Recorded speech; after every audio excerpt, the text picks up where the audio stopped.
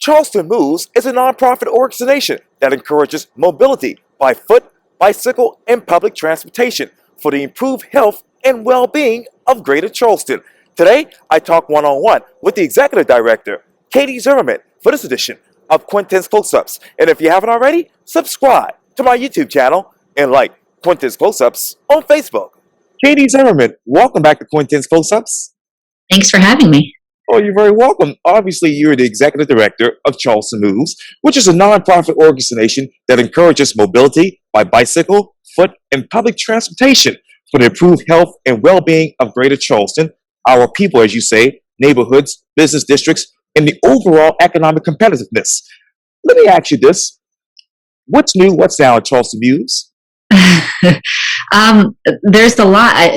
2022 has started off with a lot.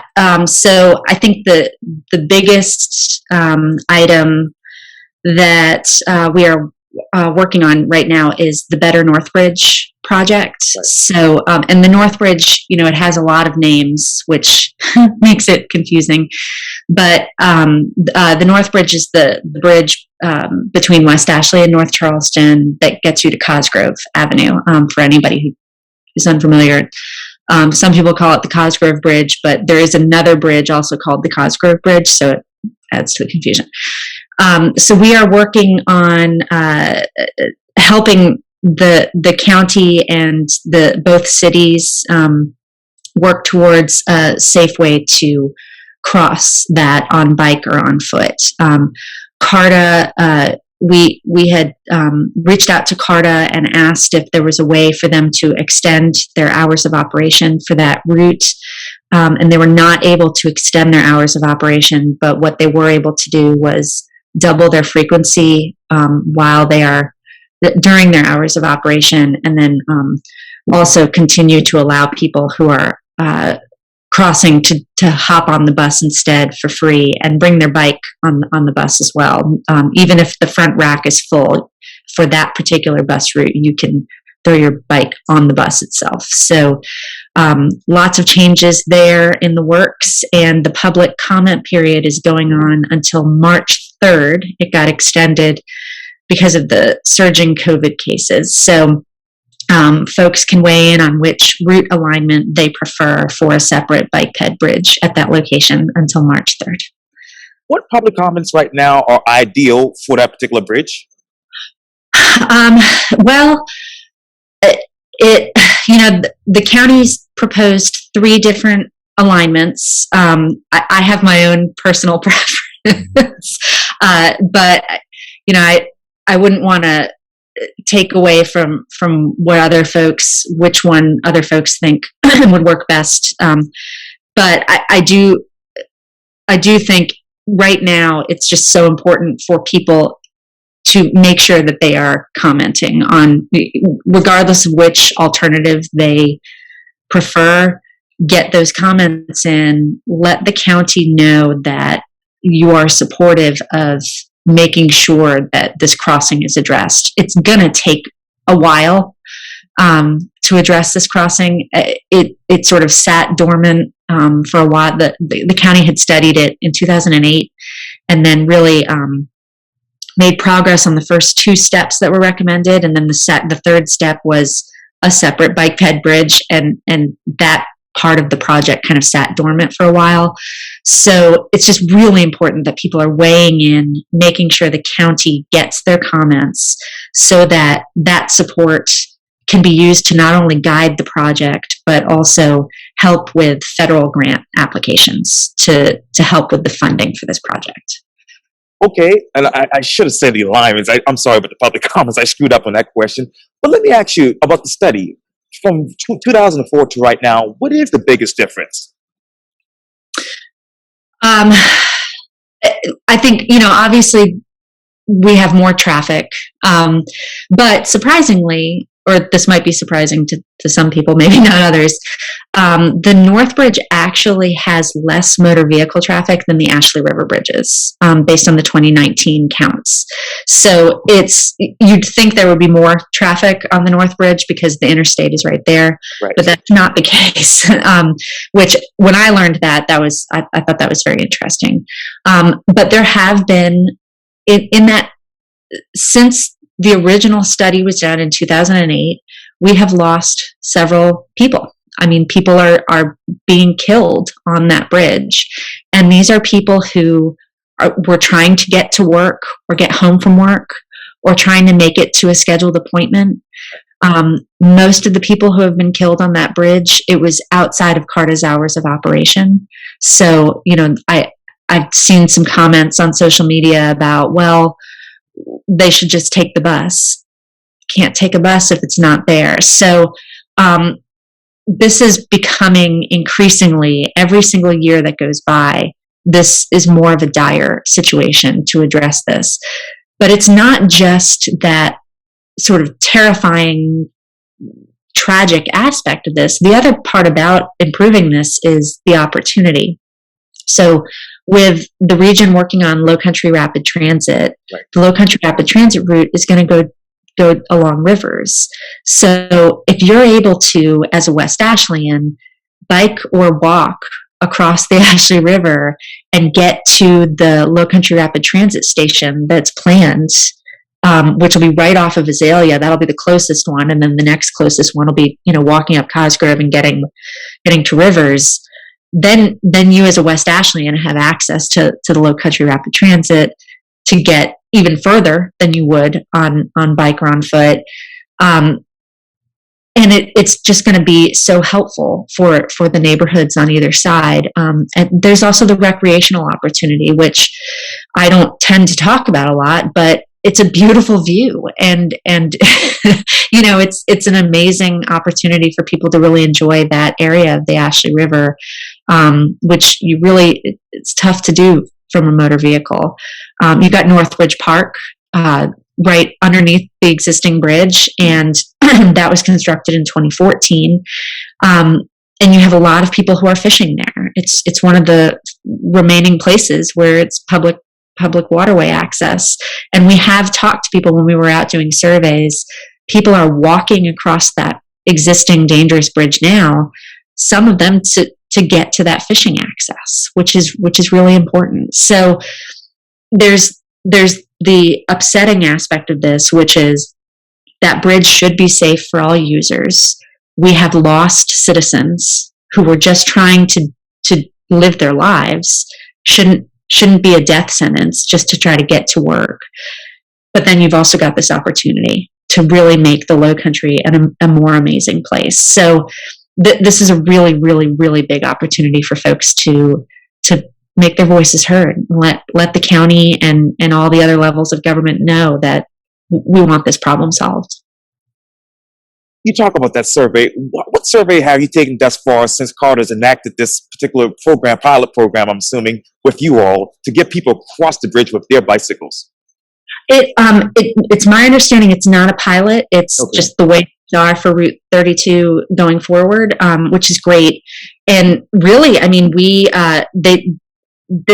this is CARTA doing this, so I don't want to take any credit for them improving service, but we did submit a request for them to consider changing things to accommodate folks a little better, and then about a month later they had added this, so that was very exciting, and they did have a public hearing about it as well. Yeah. Oh, okay, no worries. Sorry to cut you out there, but late too. But let me ask you, in 2020, how many people were actually killed on the Crossroad Bridge walking from West Ashland to North Charleston and vice versa? So in 2020, we lost one person. And actually, let me make sure, because I realized you might have experienced this with me with dates. With the pandemic, I have conflated years. And so I don't want to do that. I want to make sure I'm saying the most accurate thing possible.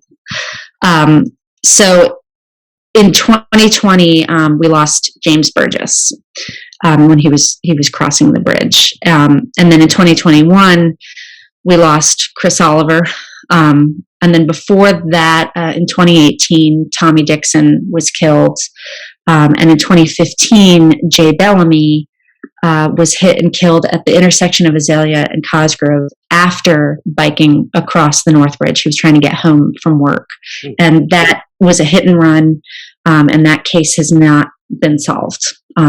So it's upsetting, that we've talked to family members, we've talked to friends.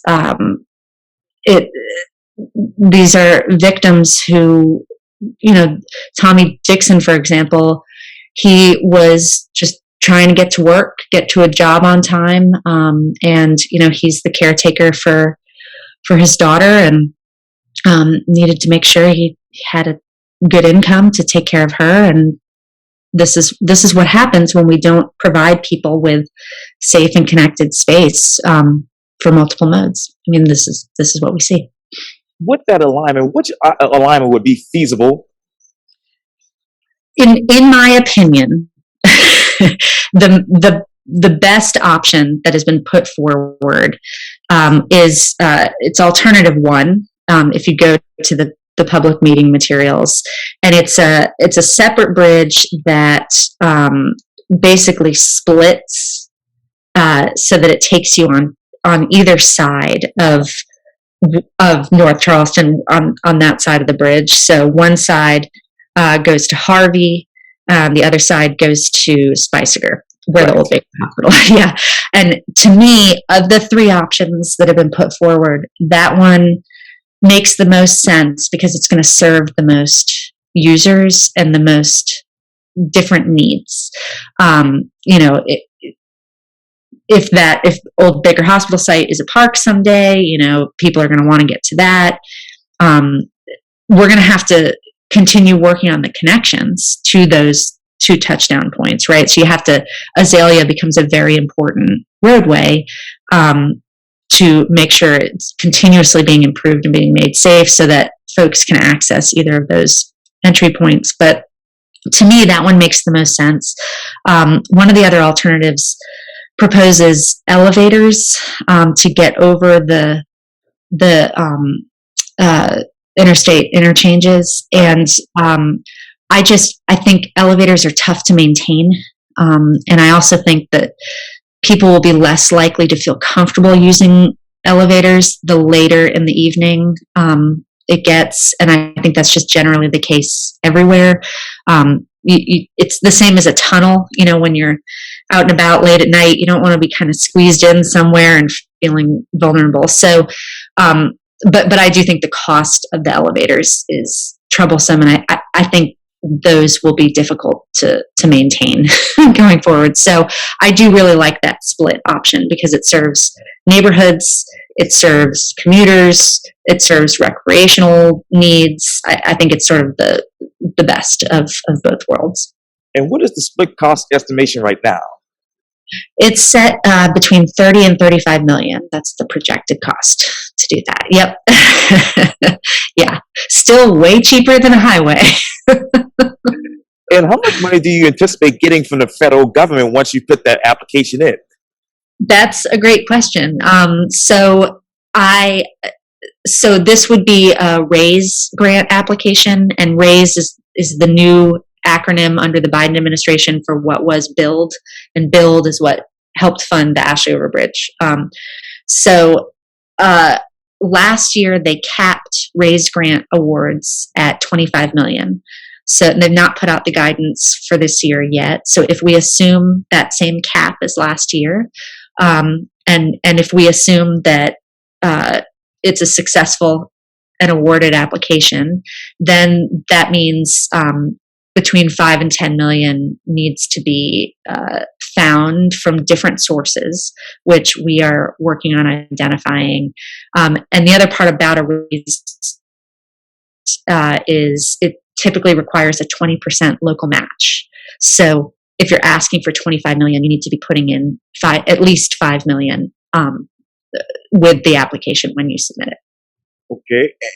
And what other sources of funding would you like to get right now? I feel like there's an unprecedented amount of options right now. So, the state has a surplus, which, they did a great job of that, and they usually do. There's also, you can't use ARPA funds for a federal grant match, but that doesn't mean you can't use them for other parts of this project. And there's also with the newly passed infrastructure law from Congress, there are other pots of money that are going to be available, that are brand new pots of money that are specifically related to bicycle, pedestrian, transit, connecting communities, righting wrongs in the past, which I feel that Northbridge, it was a mistake when it was widened in the 70s to take the sidewalk away. That was a massive, massive mistake, and that needs to be righted with this separate bike ped bridge. So I'm feeling optimistic because we have all these new funding opportunities that we normally wouldn't have. Oh, absolutely. And speaking of which, let me talk to you more about Charleston Moves. As I just mentioned, it's a nonprofit advocacy organization working to transform our streets and corridors into safe and equitable public spaces for transportation, recreation, and quality life, as I just mentioned. Where can you ride a bike, walk, and use public transportation, that is, in areas of equitable opportunities? That's an amazing question. So, there are definitely there are trends that have been in place through discriminatory zoning, discriminatory laws. Where there is systemic racism in transportation, right? And that doesn't mean, I'm not saying any particular person is a racist, nothing like that, but just the way our transportation system has been built out has left specific communities behind. And we see that it tends to be historic Black neighborhoods don't have sidewalks, for example. And, you look at the history of where people were allowed to walk when they had to defer to others on a sidewalk in a public space, who was allowed to use what elements of transit. And we see vestiges of that today. So that is something that it's really important for all of the agencies to be very cognizant of the disparities in safe transportation opportunities, where those are right now and where they aren't. One of the really somewhat hidden gems, unless you're a West Ashleyan, you probably are not aware of, not you per se, but probably not aware of the Maryville Bikeway in West Ashland. It's actually very close to me. And it's one of the old railway trails, and it's been converted to a bike ped path. Right. And it goes through historic Maryville, Ashleyville. And that is such an amazing opportunity, and it definitely needs some improvement, and some of the crossings, particularly over St. Andrews Boulevard, desperately need improvement. But it's a great trail, and it is well used, yes, but well used by locals, which is fine. I mean, that's great too. But that's a really unique thing that we have. We don't have in the Charleston region a lot of bike ped paths where people are off the road, away from traffic, feeling as safe as they possibly can. We really need to be working on more opportunities like that. One of those opportunities could be Azalea Drive in North Charleston. The city of North Charleston has a vision for what they call Azalea Trail, using the utility right-of-way. And that is something that I think could just be an amazing benefit for the neighborhoods, for Dorchester Terrace, for connecting all the way over to Accoby. It, that's the kind of thing that we really need to make sure that we're centering. We're not leaving communities out, especially when they're asking for these improvements. Don't leave it off the table. And Azalea Drive is actually on my running route, so I get to see Is that. it? Yeah, oh yes.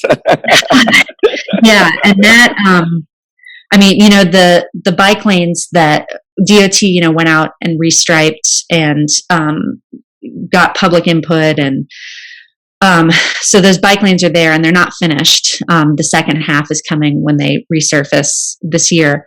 But that, to me, that's a great interim solution.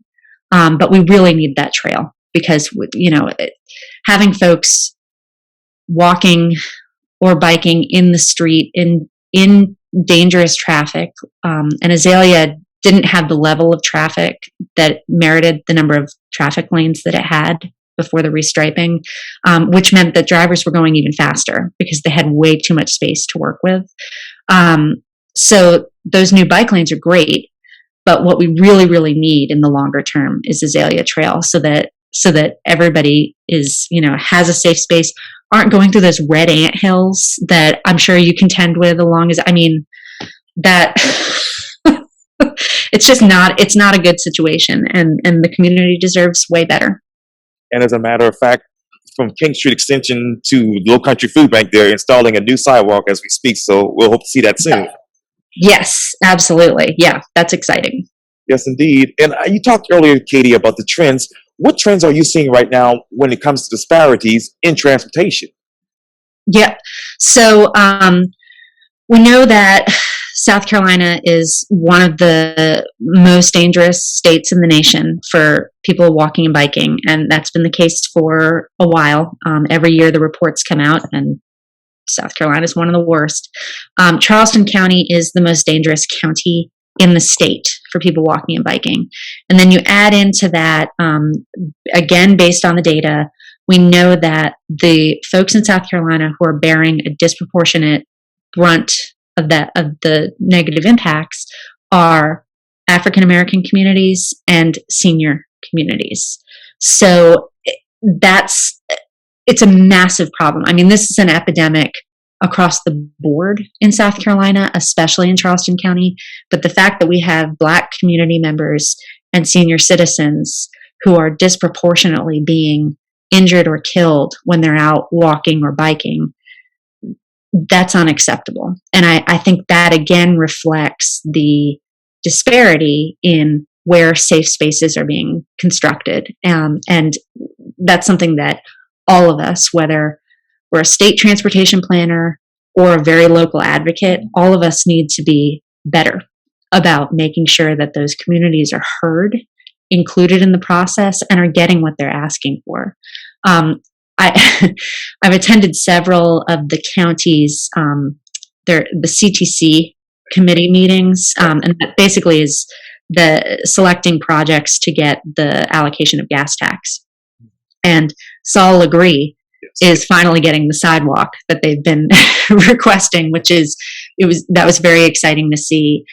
Fleming Road on James Island, they're getting the start of a sidewalk. There's never enough money for bike ped from any of these sources that come through. You always have to cobble it together. So Fleming is getting the start of a sidewalk, but I think what's going to happen based on how the CTC operates is each of those segments will roll over each year for approval, as long as property owners are comfortable with it, willing to have that right of way become a sidewalk. So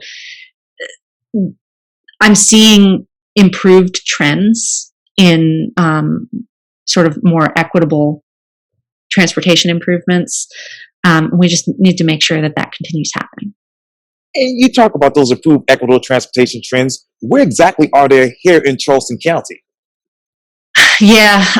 So like I mentioned, Saul Legree and Fleming are starting to see the improvements that they've been requesting. I think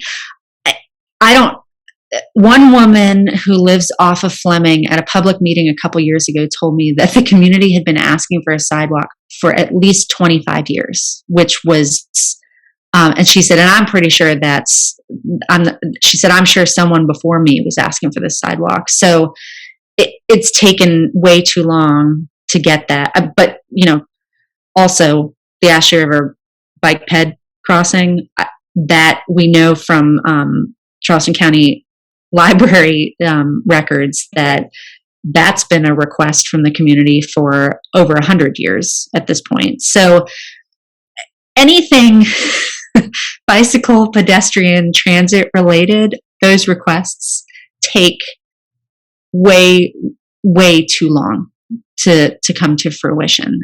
That's definitely a trend for sure. But anyway, your question was, where are we actually seeing this on the ground? And it's, I think a big victory for the community was the recent Highway 41 debate in Mount Pleasant. That was not going well. And it took a lot of voices finally participating to help the county understand that a proposal to widen a highway through an already impacted settlement community was inappropriate.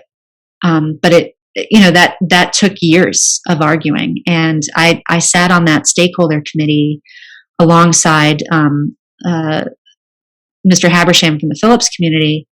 And, we were all asking questions, and our questions weren't really heard. And it took a pretty big grassroots movement to finally get that heard. But it was heard, and that's really important. So thank goodness the highway's not going to be widened through Phillips. So that was a big, very important step. But like I said, we still have to make sure that it shouldn't take so much work and hundreds and thousands of people requesting that should be something that is better considered by transportation planners. And I was just in Oakland on Thursday. Love going out to North Mount Pleasant. But let me ask you, where are the safe spaces here in Charleston County? So we've got on our website, we've started putting together, it's a progress map, and it's basically a permanent draft map because things are changing, and also we're missing a lot of stuff on it because like for instance, we don't have all of the existing sidewalks marked on that map because there are a lot of sidewalks, and then there are places where they're not sidewalks, or the sidewalks are terrible, or they're not maintained. So we have this progress map that we started because your question was our question, like where exactly do we actually have a basic system in place for people to get around by bike or by foot? And we kind of do and we kind of don't. And so having it in a map form really helps remind us sort of the larger segments that we need to make sure that we're pushing. And the other thing about this progress map is it leaves out sort of the small segments of sidewalk. We don't have it marked in there. It's really a look at like a basic system. But I will say, once we had it all mapped out and we included in it not just existing stuff, we also included major gaps, and then we included the stuff that we know is in the works. So it's either been funded and is now being designed, or it's about to be constructed, that kind of thing. Or it's in a plan and we need to be pulling that old plan out and pushing it. What we learned when we put that map together is, as far as a basic system goes, we're okay. We're actually okay. There are some significant gaps, but like for instance, James Island with a bunch of pending projects, especially from individual developers that are required to do some stuff in the Folly Road overlay. Right. It's going to be piecemeal for a while, but it's sort of interesting to see that kind of come to fruition, that if you leave the bridges out, because the bridges are always a problem, it's starting to become a fairly safe, workable route to get you down Folly Road, for example. It's starting to come together for Maybank Highway, Woodland Shores, things like that. So there are areas where it is within the next 2 years going to be really coming together. The other big one is building off of existing really safe trails like West Ashley Greenway or the Maryville Bikeway. When you start looking at that system that's coming into play, so for example, Glen McConnell is getting widened, and we advocated for, and it wasn't that hard to advocate for it because the county planners were already very much in support of it. They're going to be doing a multi-use path within that widening. So, and then we weighed in on the bus stops that they were proposing and how to make them more accessible. But when you look at the Bees Ferry path that's in place, and then the pending multi-use path on Glen McConnell, then you can see there's only a few gaps to get folks from existing infrastructure to the West Ashley Greenway, which then will eventually get you to the new bike ped bridge over the Ashley River. So if anybody wants to kind of see that map and frankly weigh in on it, tell us what we're missing, it's at charlestonmoves.org/progress-map. Yes, indeed. Yes, indeed. And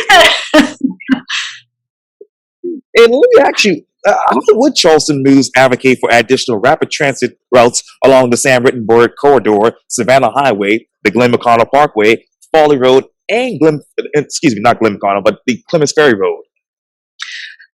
Yeah, and BCD COG has, they've got their transit framework plan that sort of lays out, because the proposed rapid transit line that will take you from Ladson to downtown, that's just the spine route.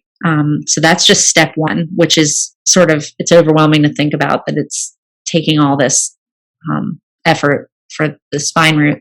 But then they've got all of the other routes that they have studied to determine, okay, would this one then be successful if we then started on this one next, and, et cetera. Glen McConnell in particular, when the county was talking about widening Glen McConnell, in addition to the multi-use path and talking about improving bus stops, there was definite conversation from council members about making sure that the widening was ensuring space for a future bus rapid transit route as well.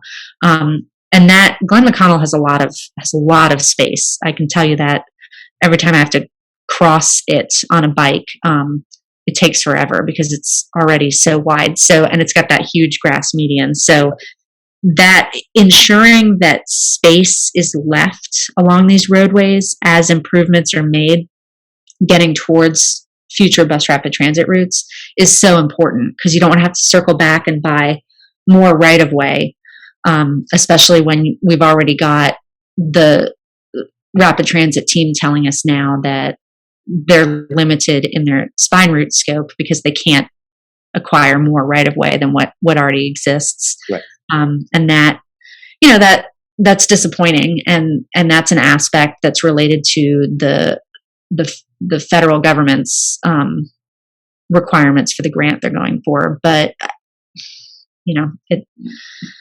that's the space we're in now. Anyway, that's not what you asked. Yes, yes, we would absolutely advocate for more bus rapid transit routes along all of the feasible routes. You listed them all, with all these highway widenings that are being proposed. The COG has already studied transit for all of these things.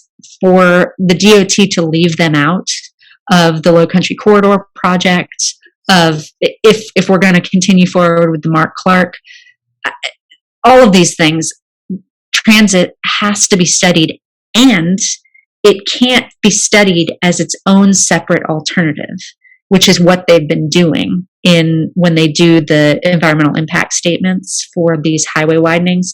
They have transit as its own separate alternative, which is not acceptable. Transit needs to be studied as part of each of these improvements, just like bicycle access, pedestrian access needs to be studied as part of these improvements, because you're setting transit up to fail if you study it solely on its own without including any of the other system improvements that would make it work, So anyway, I went off on a tangent there, but yes, advocating for low country rapid transit. And those other system improvements, what would be ideal right now? Oh my gosh, so many things. So I think the biggest thing is having a bus that is sitting in traffic isn't great, right? It's not, if you want to encourage people to utilize transit and leave their cars at home, getting on a bus that's sitting in the same traffic you'd be sitting in your car, it's a tough sell for folks. So I think that ensuring that, especially for bus rapid transit, to the maximum extent possible, having it have its own lane is so important. And that might mean having to not widen a roadway. It might mean changing what each lane of traffic is for, which I know people panic when stuff like that is proposed, but if you want to start addressing traffic congestion and you want to start addressing flooding, people are going to have to choose transit at some point over their individual, single occupancy vehicles.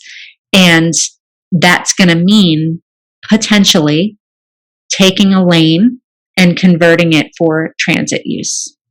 Or, as an example, one of the long-term suggestions in the Rethink Valley Road plan, and remember, before anybody panics, Rethink Valley Road has good, better, best scenarios that they propose. And one of their best scenarios is converting a lane of traffic for bus and bike use, so that it's a nice lane instead of it being wasted on motor vehicles that are lining up and sitting there in congestion. You've got a nice, efficiently moving bus. So I think making sure that there is that space provided for buses to be the best choice, the most efficient choice, but also ensuring that the bus system, whether it's the regular bus system or rapid transit, is lining up with whatever micro-mobility options are available. So City of Charleston's got bike share, making it work so that you're buying your pass for both. You could take a bike share bike to a transit station. It's all lined up in the fee structure with the card, making sure that if you're not using bike share, that there are comfortable waiting areas at the station, out of the sun, out of the rain, places to sit, places to safely and comfortably lock your bike for the day. All of those things help a successful system. Also, actually being able to access stations is a big one. That brings me to my next question, and it might be redundant, but how do you work to improve the access and comfort of Carter stations in the city of Charleston and regionally through connections with neighborhoods and expanding the street furniture and other amenities to provide at stops? Yeah, and we, Charleston, we don't work on that as much as we should. We've really been relying on, ever since the Council of Governments took over CARTA, they've been doing a really wonderful job of assessing exactly what I just sort of listed out as important things and trying to figure out the most cost efficient ways to get there, because, they are limited in their funding. They're doing the best they can with limited funding that they're provided. And as a side note, the state should be funding all of our transit systems at a much higher rate. I mean, if we're able to find billions of dollars for highway widenings and new highway construction, certainly there's plenty of money available for transit systems. So, and that's just sort of a plug to the side. But when it comes to improving stations and the comfort and ease of stations, one of the things that the COG recently did, and I had the opportunity to sit on this technical advisory committee, was laying out a report and studying what every station needs to look like, and then sort of looking at really kind of doing a triage of, all right, well, if we're going to start improving each stop, then where does it make sense to start? We've only got so much money. Where are the stops where, maybe not that many people are using them, or it's not, a really important station for, let's say, different criteria that they were looking at. So if it's not near a school, if it's not near, a medical center, things like that. There were all these different ways to triage it, and then lay out what should really be the bare minimum that's required at every transit stop. And we had the opportunity to be heard on that, and basic stuff, which should be the case, like seating, which we know is not at every transit stop. The numbers aren't that great right now for just basic seating. The other really exciting thing is that CARTA has been doing already, but we got added to the transit stop requirements guidelines, is lighting. Yes.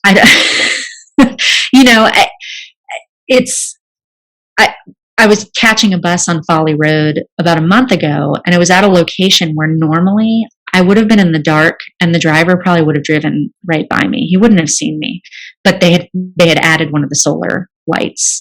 So it was great. It was the first time in a while that I've been at that stop and not been concerned that I'm going to have to jump up and down and wave and be a crazy person. So, that's sort of basic stuff that I'm not sure folks think about unless they take the bus. Those of us who use the bus, we know what's missing from the stops. And I think it's sort of surprising to people when they're new to using the system, and they stumble upon one of those stops that's just a sign and it's sort of like on a hill and you don't really understand it. But to CARTA's credit, and you've probably seen this too, more and more the actual shelters have been going up with the maps, right. So you can actually plan out your route there, right. If you don't want to look at your phone. Right. The benches are all laid out, trash cans, lighting. Right. The sidewalk exists, so you can get to the stuff. Right. So things are coming along nicely, which is a really, really cool change after decades of it being a little different.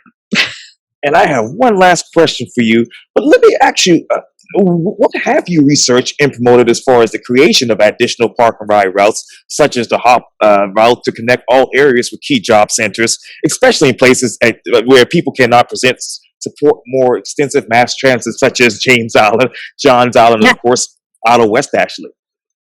Yeah. So that's, again, one of those instances where the COG already did a study, already kind of laid out where they think park and ride should go. So that's great. They did the work on that. So it's really a matter of us relying on that report as we're advocating with different projects. So we relied on that report.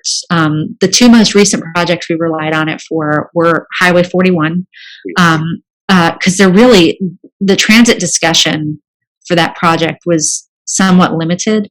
And the COG has a really nice study where they've pinpointed a park and ride somewhat near there, but they had also pinpointed, and I forget the term for it, but uh, it's basically a carpool via Uber that they were looking at piloting, because it's a more, where they were talking about was a more rural area, but people still need rides.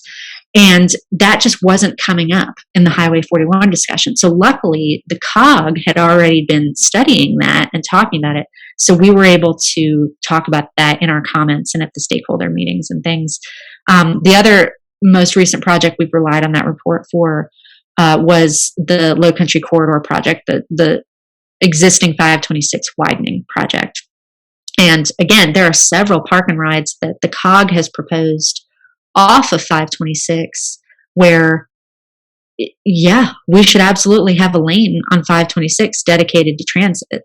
And it's still, it's frustrating because the COG has laid out this very strong list. We've included it in our comment letters. And I mean, I guess we'll see what the DOT's final response on that is. They've not issued their final statement, but what they've been saying in meetings is basically transit is going to be an afterthought. You know, what they're doing on 526 won't preclude transit, but that the technology isn't ready for it, which I have a lot of thoughts about that reply. But again, if the COG hadn't produced those studies and plans, we wouldn't have had as strong of a case to make for transit in those projects. So it's really good that they do that. And then we rely pretty heavily on those. What study are they doing on this technology? It's a wonderful question. I wish I could answer it. It's the same question that I've had for them repeatedly. Yeah, I don't know what technology they're waiting for related to transit that doesn't currently exist. They might be referring to the need, electrical wiring to put up like delay signs on 526 or something, but that technology exists, included in the plan. No need to not include it. Katie Zimmerman with Charleston Moves, thank you so much for your time. And again, welcome back to Quintin's Close-Ups. Thanks, Quintin.